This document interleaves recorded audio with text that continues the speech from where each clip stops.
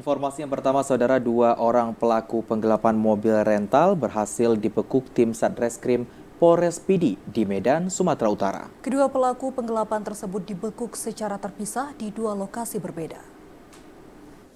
Satreskrim Polres Pidi berhasil membekuk dua tersangka penggelapan mobil rental yang dilakukan oleh dua tersangka yang merupakan salah satunya warga Banda Aceh.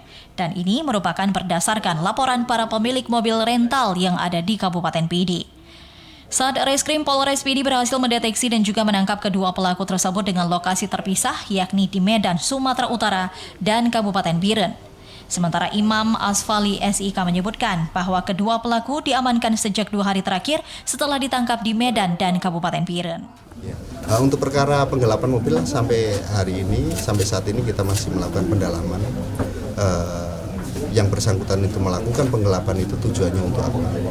Tujuan daripada penggelapan digunakan untuk apa, kita masih melakukan pendalaman. Apakah yang bersangkutan sama dengan para pelaku yang lain untuk melakukan perbuatan jahat, menghasilkan uang digunakan untuk foya-foya, digunakan untuk narkoba dan sebagainya. Ini yang kami dalami. Ya, mudah-mudahan ini tidak terjadi di anak-anak kita, keluarga kita yang memiliki usia produktif, yang memiliki usia produktif di dalam mencari pekerjaan.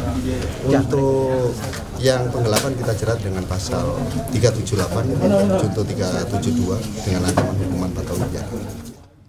Saat ini kedua tersangka beserta barang bukti sudah diamankan di Mapolres Pidi guna pengembangan selanjutnya. Dari Pidi, Hasbi, TVRI Aceh melaporkan.